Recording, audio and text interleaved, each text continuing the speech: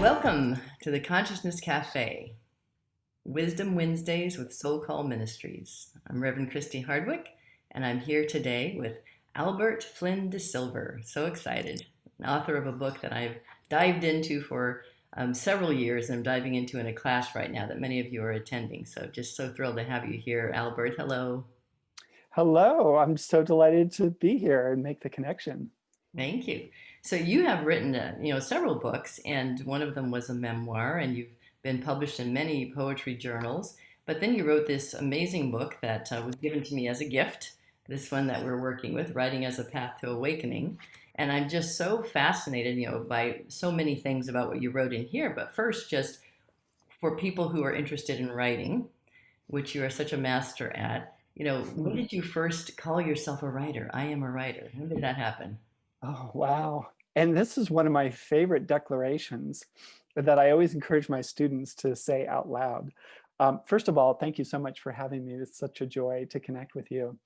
Um, yeah, gosh, when did I become a writer or claim that title? I think it was, oh, geez. I had this weird experience when I was in grad school. I studied photography as an undergrad and went to the San Francisco Art Institute for graduate school in photography.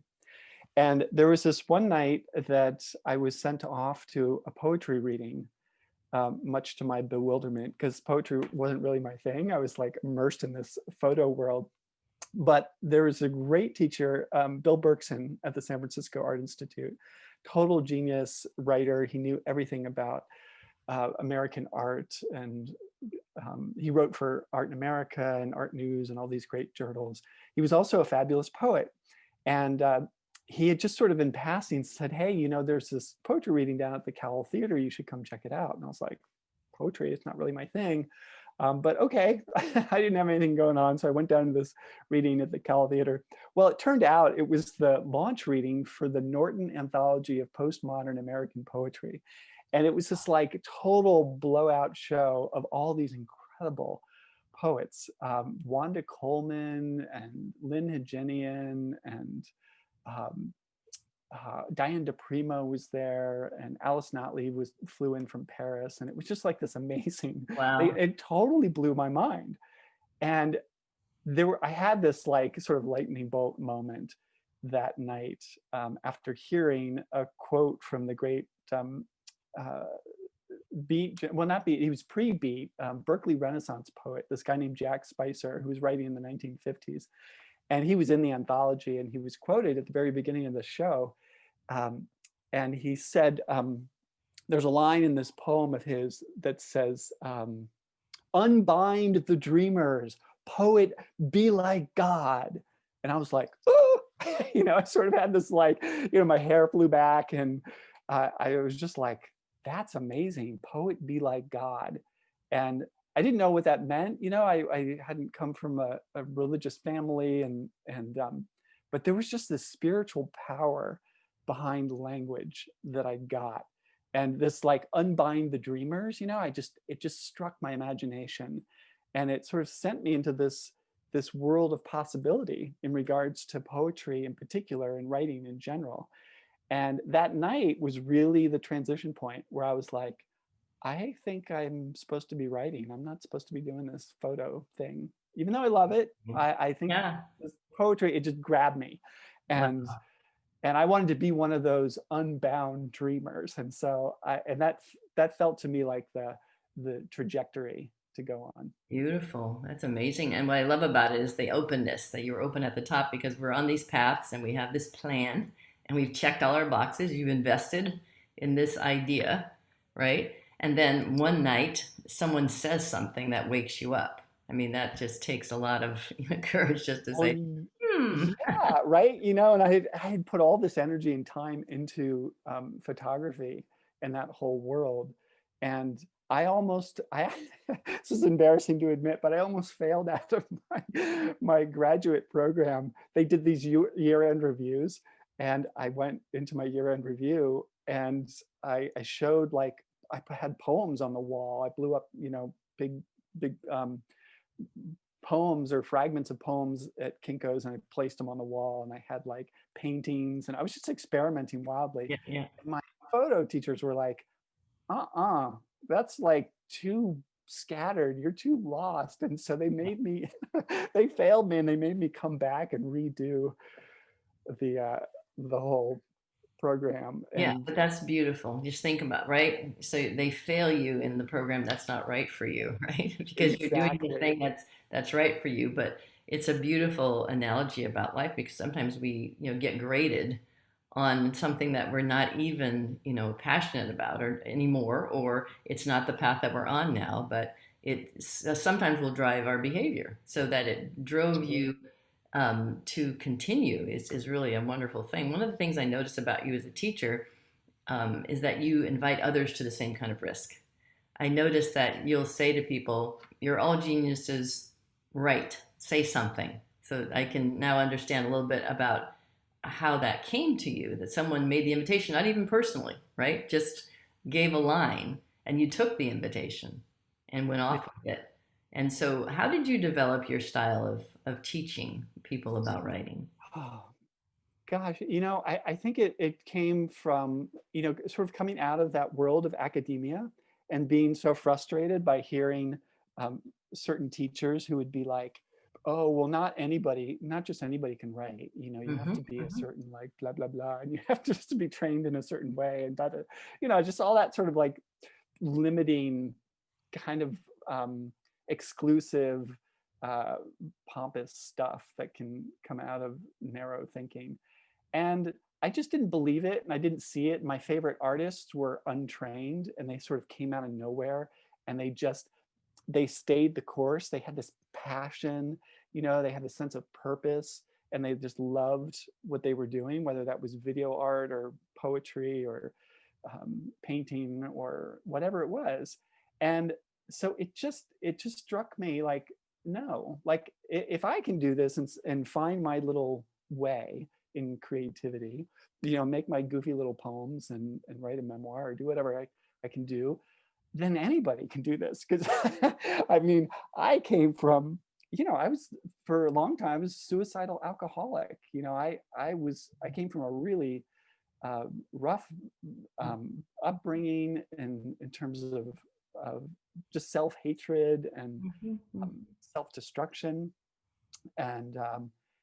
and somehow survive. I mean, through the grace of God, I survived, and because of that survival, because I woke up again and was like, oh wow, I'm actually alive after that last situation. Yeah. Literally like handcuffed to a Yes, hospital bed with no idea how I exactly. got there. A And refining fire for sure. I mean, you were in it. yeah, Yeah. and so I felt like, okay, this is it. Like like I'm here for a reason, and I need to show up. And I just felt more and more driven to awaken and to remind people of their own creative genius, because it's Yeah. not like I'm nothing special, right? Like I'm just another goofy human like the rest of us trying to make my way in the world. And so it's like when we get quiet, when we touch into that field of possibility and creativity, it's like anything. It's just like all this beauty arises that we weren't, we couldn't see it for a while, but it was there all along. Yes. And so I just want to remind people of that. That's my big devotion in life. It's just to remind.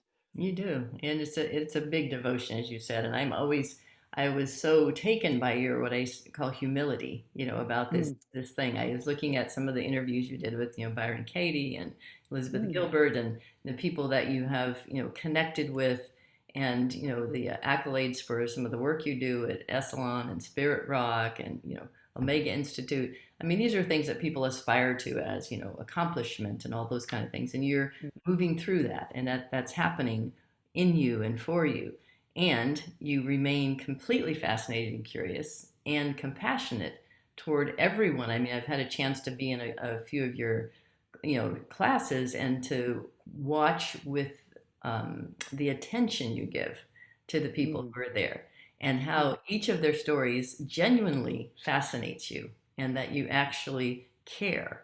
So this caring aspect of yours is like a real signature thing about you as human being. I mean, you call yourself Hmm. just another one of those goofy human beings.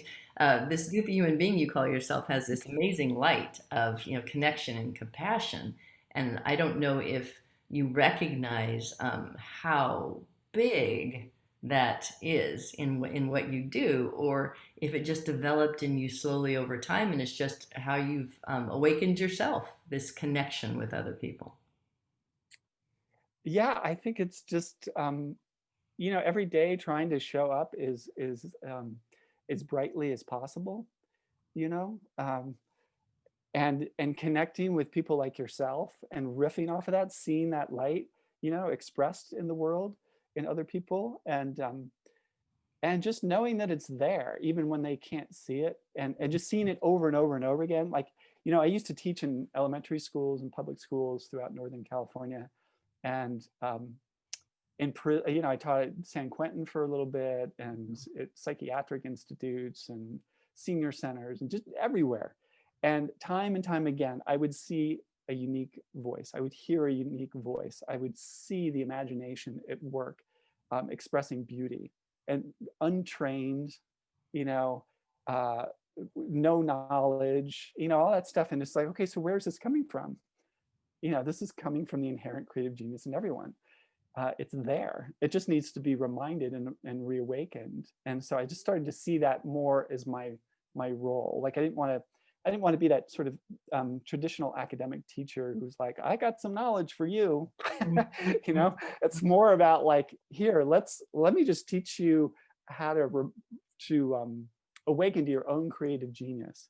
And Yeah. sure, there's some like great little tools over here and people to inspire us, but really it's already there. It's in you. It's just like, if we can get out of our own way and just um, tamp down the noise a little bit, bloop bloop bloop, it'll start to come up. Yes, yes, and I have witnessed that in just as I said, watching you and in my own life and the life of other people. And I love that you're an educator in the truest sense. And I was on a school board for many years, and I remember us really learning what education was. And it wasn't about pouring in; it was about bringing out what was Yeah, inside yeah, of yeah. people. So I love that you are honoring that and that you have given yourself really wholeheartedly. I love that you said it's your devotion, to Mm. and there's so many ways people can connect with you, and we'll make sure that your websites are up when people get a chance to see this. But there are ways to connect with you and go deep and have an hour with you, up to workshops and retreats. And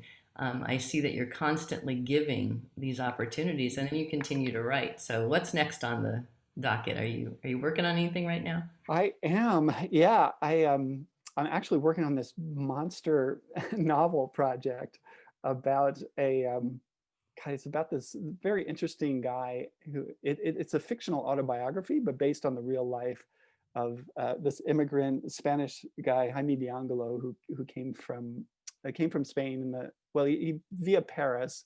He was born in Spain, came through Paris, and then to America when he was like 16 or 17. And he was like cowpoking and ranching around the early part of the century, and came through San Francisco, and then eventually homesteaded in Big Sur, and became obsessed with language and Native American languages in California in particular, and lived with the Achuami Indians, northeastern California. And he salvaged and wrote up a lot of these Native American languages in the 20s and 30s. Wow. And so I just sort of became fascinated with his story. He was a wild contrarian. He was a drunk. He was a lover of women and a feminist on some level, but he was also a cheat and a misogynist. He was uh, just a kind of a wild man, self-destructive in a dramatic way, experienced a tremendous amount of tragedy, but kind of kept moving forward. Was an incredible storyteller and poet. And yeah, so I just his story is kind of this classic American story of adventure and humanity. Um, and also it's sort of like the story is really a metaphor for America and the self-destructive tendencies of America. And it's all kind of woven in with the myth of Coyote. And so Beautiful. that's what I'm working on. Well, we look forward to reading that, and meanwhile, staying in touch with you and learning to bring out each of our creative geniuses. And I just thank you so much for the service that you're giving every day that you wake up and give of yourself and create spaces for people to create and to embody and engage with their own inner beauty. And you are just a light. So thank you Hmm. so much. Well, what an honor and delight. So wonderful to connect with you. Thank you.